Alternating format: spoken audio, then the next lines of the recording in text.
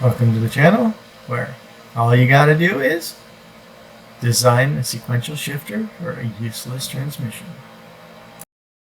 Okay, when I was talking about a useless transmission, this is what I'm talking about. This is a Getrag 247, which is a 7-speed sequential manual gearbox, SMG3. Came in BMWs from 2006 to 2010-ish. The V10 M series, M5s and M6s, and it's like a real transmission. It's got synchros and shift forks, and reverse gear, shift forks, clutch housing, all the normal stuff. But it's also electronically controlled. So this is the cylinder it's a hydraulic cylinder that operates the clutch. It's got a linear transducer inside here to figure out where the clutch position is, and then the computer kind of tries to compensate for that when it swears. This is a pump and an accumulator. Missing in the picture is a bunch of valves that sit on top of here that actuate these shifters. So this is the shift fork for first and reverse. This is a shift fork for third and fifth, yada, yada, yada. As you can see, this would be very difficult to put a H pattern shifter on, or a double H pattern shifter on, right? So you kind of need a sequential shifter for it, which have been around forever. Like 99.9% of motorcycles have sequential shifters on them, because you got to shift it with your foot. So it's just 1 down, 5 up, or 6 up, or 4 up, or whatever. I don't really know German, but I can figure out this is first gear and this is the gear ratio and the second, yada yada. So those are the gear ratios. 6 is a 1-to-1, so that's straight through. And first and reverse are on the same gear, so those are the same ratio. Just have this idler gear in here to make it go backwards. The other nice thing about this transmission is the clutch that it comes with is a dual plate clutch, so high torque capacity and relatively small diameter. It is a dual mass clutch, which makes it a little bit heavy, but again, the reason I'm doing this is kind of just for fun. It's kind of just like I was chatting with one of my race car drivers that drives the Sonda, because there's one of these sitting in the shop where that car is getting worked on, and I was telling him that these transmissions are super cheap and super, like, really good transmissions, except for all of this electronical stuff. And he's like, well, you could train yourself to drive a transmission with a weird shift pattern. I'm like, I don't think I can. But what that did poke inside of my brain was, I kind of was thinking about putting a sequential shifter on the transmission I have, which is for the Fastang, which is a 6-speed manual. And there's a company out there that makes sequential shifters for manual transmissions, but they make them for like Trimex and kind of normal stuff. They don't make it for the 6-speed that came out of the M5 or M6. So both of those pieces of information were in my brain at the same time, and I went, well, wait a minute, I have a 7-speed. If I just got rid of all the electronics junk on there and designed up a shifter for it, I would have a sequential manual 7-speed that'll fit in the same hole. Like, this thing is designed to go in the same car as the 6-speed that I'm designing into the Mustang. So I thought, well, this would make a good video on how to design stuff, what you have to go through to design it, step 1, step 2, step 3. And in the end, I could build it and put it in my car and have a 7-speed manual, sequential. So that's the impetus for this project. I'm going to call it a project right now, even though I have 27,000 other projects. But it's all for fun. So keep that in mind when you tear me a new backside for doing something stupid. Okay, so this is the actual gear train of this transmission. And as you can see, this is the input shaft over here. This is the output shaft over here. And this is essentially just a lay shaft transmission that has kind of a strange setup for the shifters, but it's conventional in all the other regards. There's synchronizers in between the gears.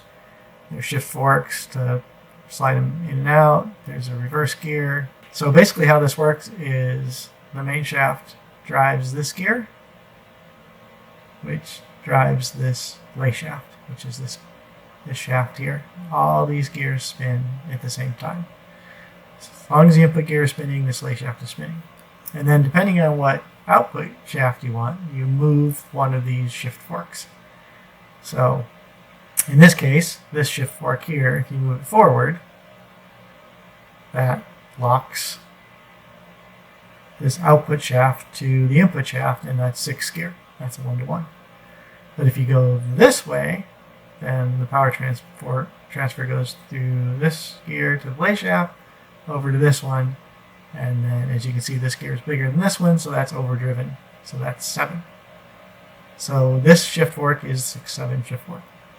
On the next slide, they're all labeled what shift forks are, but basically you just have 4 of these, that you have to move forward and back to actuate the gears.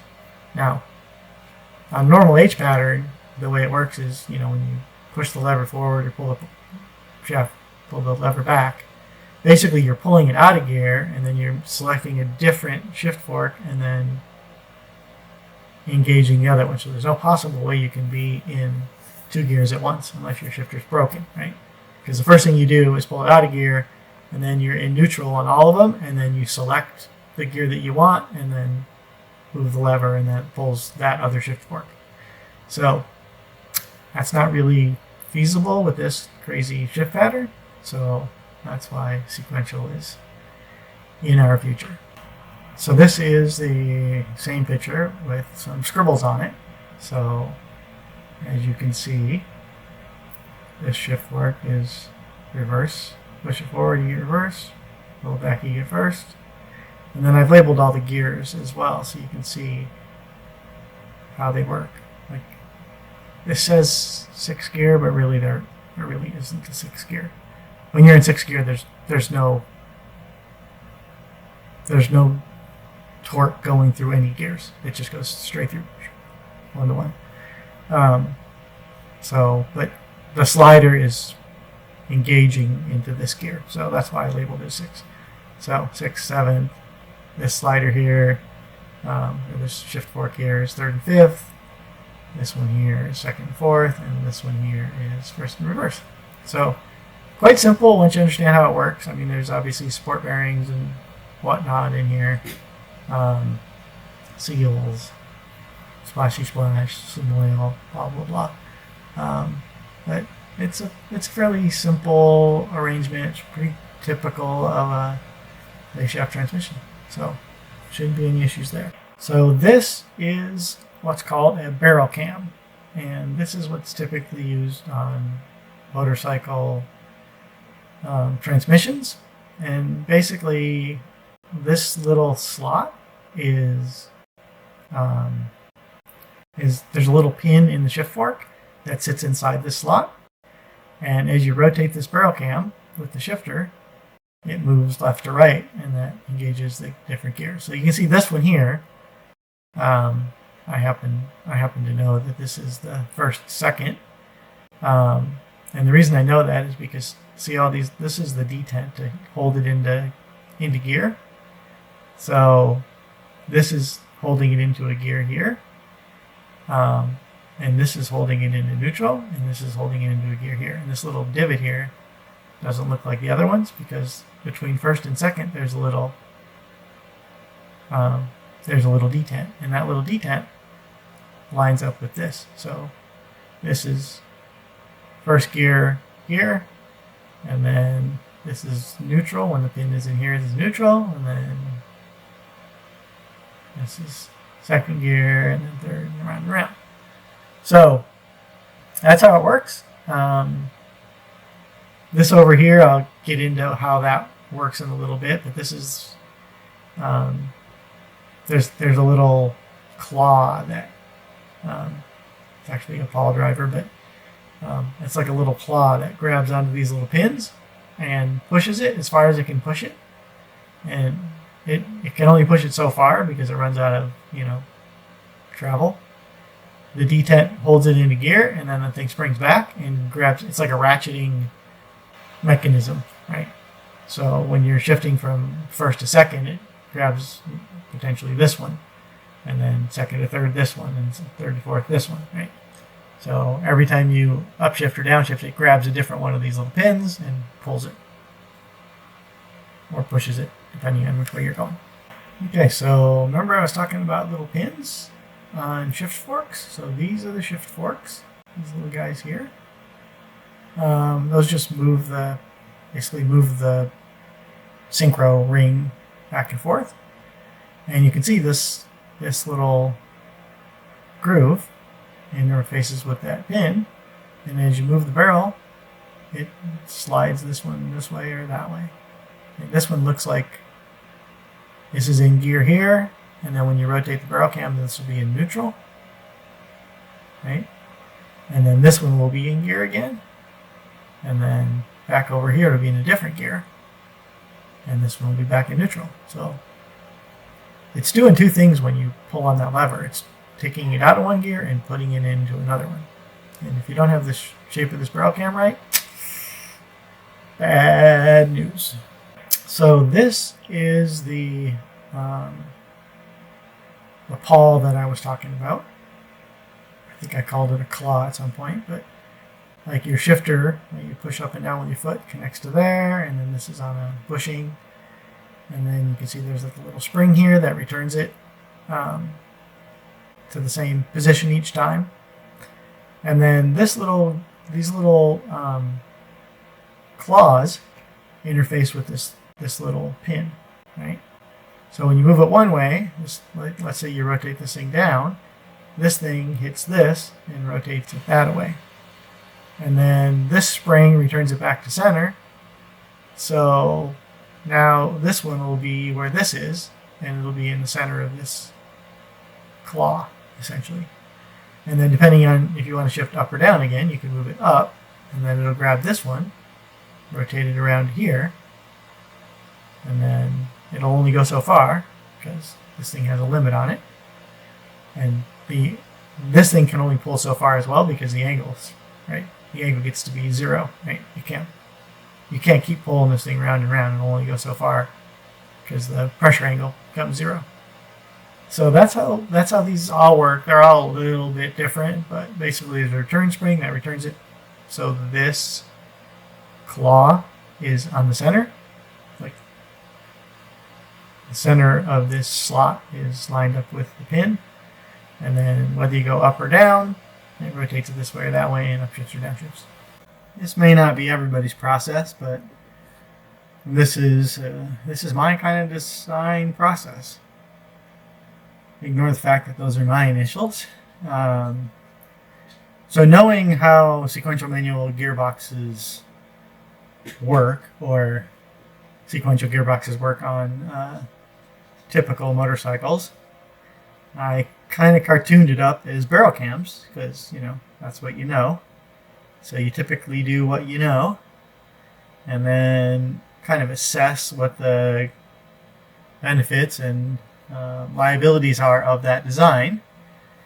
And so this is what I kind of came up with. This is, some erasing and redrawing was done. But basically, I have a barrel cam that pushes a slider from first to reverse, and then that has a gear to the second one, and then a belt to the third one, a belt to the fourth one actually, and then a gear to the third one. So I named these barrels B1, B2, B3, B4, which you'll see in CAD. I kind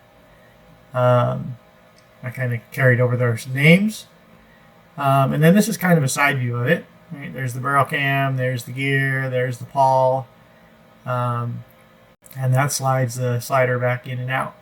So this totally could work, but it's pretty tall, right? This is the top of the transmission here, and this barrel cam is going to have to be, 1.5 inches, 2 inches diameter, something like that. You can't make it too small, or else, the pressure angle gets to so small that it doesn't really work. So then I started sciencing out, okay, so this barrel cam, this is one barrel cam here, and how many degrees do I have to go through all 7 gears?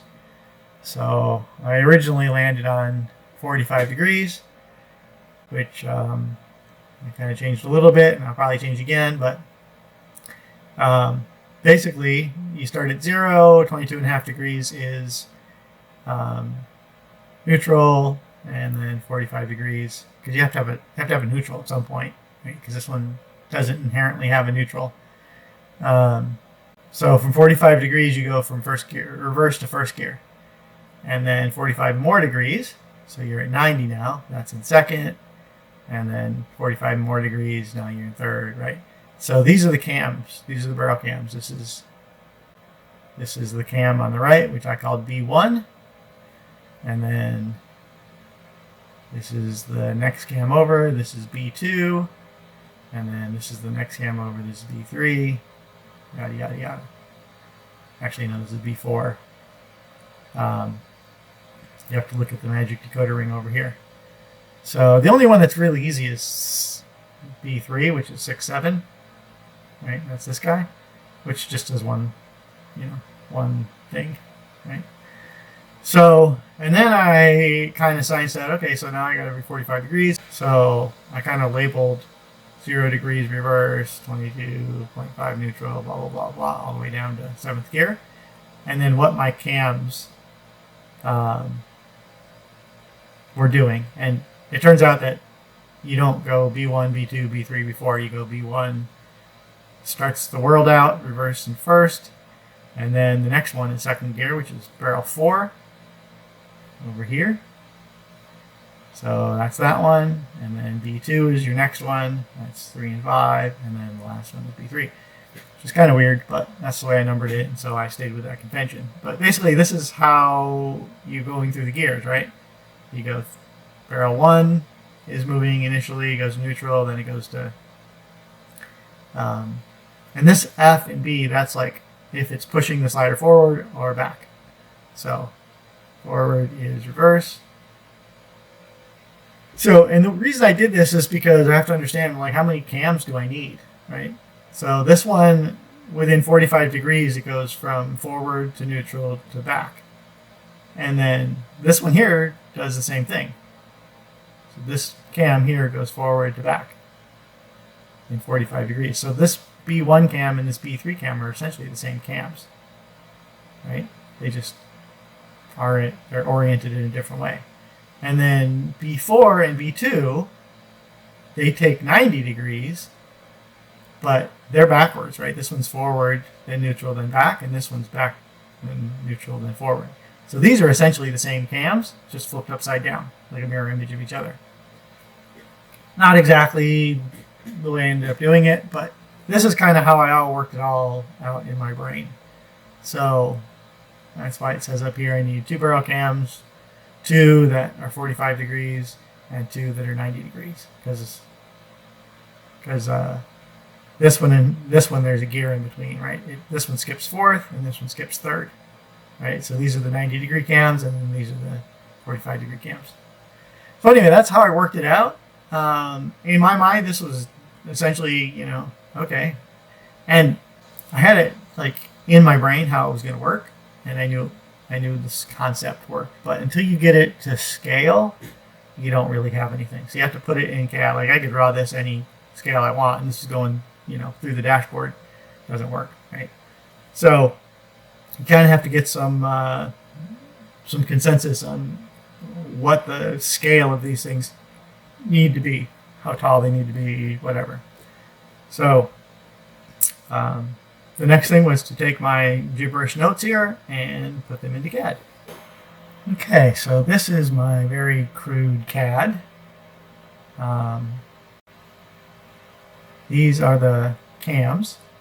This is B1, B2, B3, B4. It's just drawn as kind of a concept, rectangular block with just the bits you need. These are the gears, right? I have these little this little pointer here so you can see that this is in the 0 degree position, and then as this one rotates clockwise, this one will rotate counterclockwise, this one clockwise, this one counterclockwise. So right now we're in reverse. As you can see, this cam and this cam are essentially mirror images of each other. As I said before, they're the same cam but mirrored. And this cam and this cam are actually the same, except for if this thing would rotate around and make a full circle, like a full circuit. But I wanted to have a stop somewhere, so this is the stop. So when it's in 7th gear, it's over here. When it's in 1st gear, it's over here. So actually, I kind of drew it wrong. It should be over here a little bit, but it's still a stop.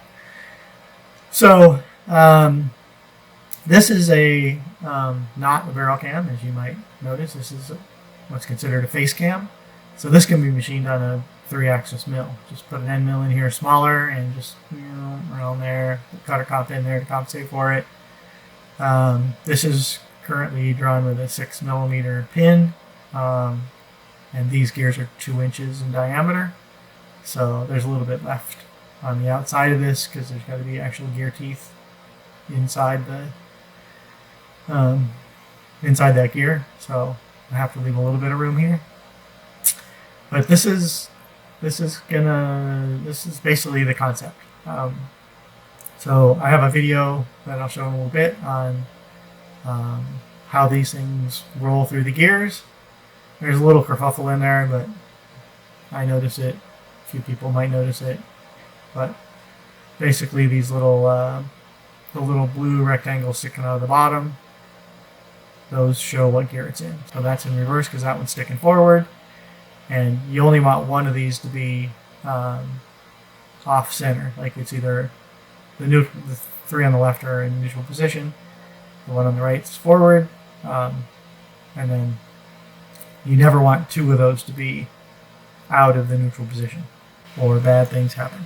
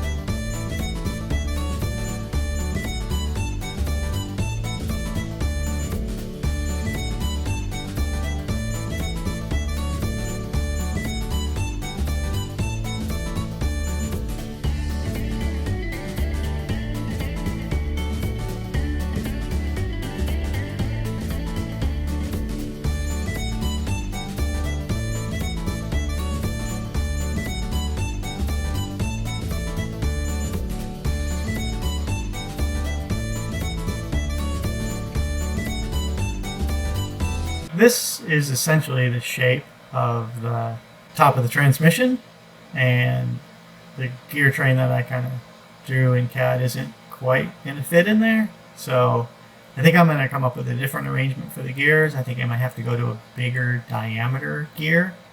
And so I'm going to arrange them more like this. You still get the same effect. Couple of downsides though.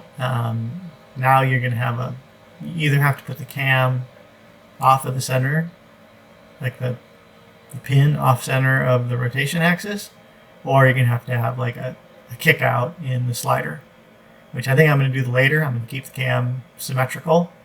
Otherwise my pressure angles are going to get really ugly in one direction. This is the next stage of CAD work.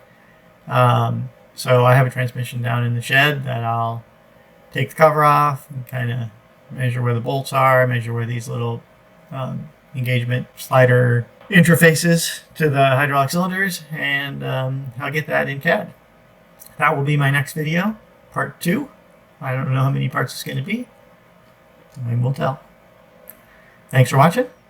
Don't forget to subscribe to the channel and make a comment if you have any. Thanks for watching. If you like this content and want more, subscribe, like, and share.